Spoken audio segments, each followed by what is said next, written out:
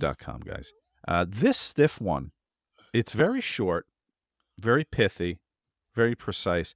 Jonah Hill, an actor I find very amusing. I guess he was doing one of those junkets for an upcoming movie, and the reporter was asking too many similar questions, and I guess not flattering ones as previous reporters. So this is Jonah Hill having had a little too much of the press junket that day. Because I'm fucking on Atkins and I've been eating shit all day because every fucking reporter comes in here and asks me what it's like to be fucking unattractive, and I want to fucking sit here and fucking kill you right now. I literally, my dream right now is to get out of this chair and fucking knock your teeth out of your head. Okay, well, no, fuck you. No, fuck you. Jonah, fucking...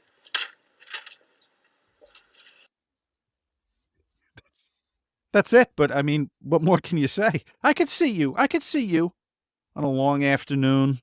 Oh, I remember we were doing the press junket for the second Magic Mike, and we're sitting in the room, and it's Joe, Adam, and myself, and this lady comes in, and it's Foreign Press, and she says, "So, how was it joining the group for the second film?"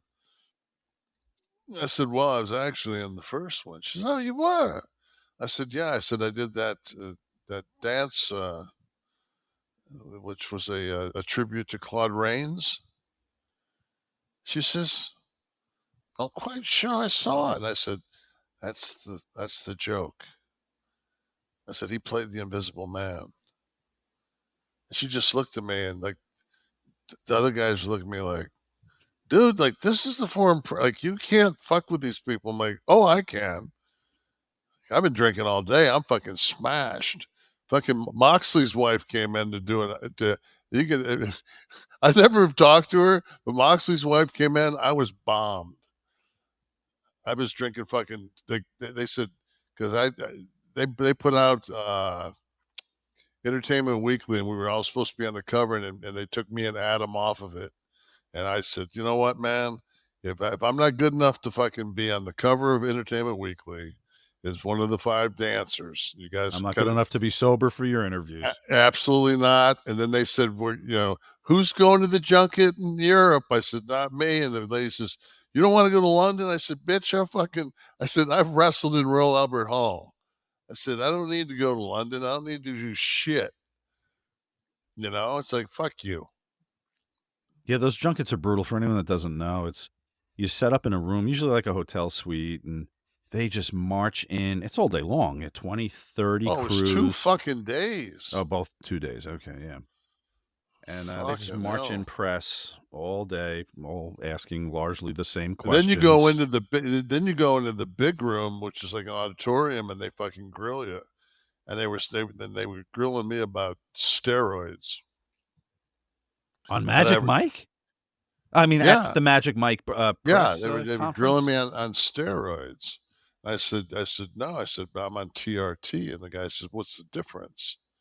I said, "Well, like, if you took TRT," I said, "you wouldn't look like the bag of shit you do." And I went on to tell like different people, like,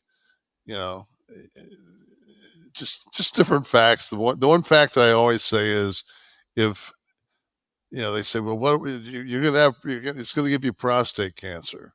And I tell people, so when the Renee Young interview is on Peacock, as Steve says, God, that should be. See if you can find that fucker, Steve. I'm looped. That's late. That's about 4:00 in the afternoon, second day. But there was a lady in a wheelchair that's been doing those press things for forever. And she said, she says, "I've never quite seen anybody not give a fuck besides," she says, "maybe Clooney the first time he got up here."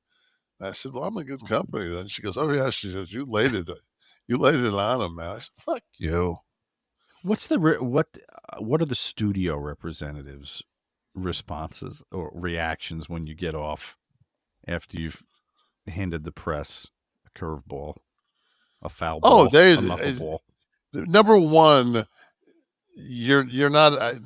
They know I'm not a fucking Hollywood guy, and all these motherfuckers that sit out there and they say, oh yeah, you're fucking, you're hard fucking left because you got. I am not fucking. I am not in any form or fashion in that ever looked at in that eye. I'm a The fucking Hollywood elite crowd you're talking about, yeah, yeah, yeah, Hollywood lefty kind of yeah. comments. My fucking if you could pick, like I think I'd rather fucking work 5 days of hard labor than go to the Oscars. Like not my gig. Yeah. I hate. I've been to 2 premieres in my career. Magic Mike. 3. I've been to 3. The 2 Two Magic Magic Mikes Mikes. and the Punisher. But the Punisher, I just walked the red carpet. I walked the red carpet, got to the end of it, got in a limo, and they took me to Jimmy Kimmel. And I did the Kimmel show while they watched the movie. Yeah. So I was accidentally on a red carpet at a premiere for Everybody's Hero, I think it was called. I don't know if I talked about this on air. It was an animated film about Babe Ruth's baseball bat.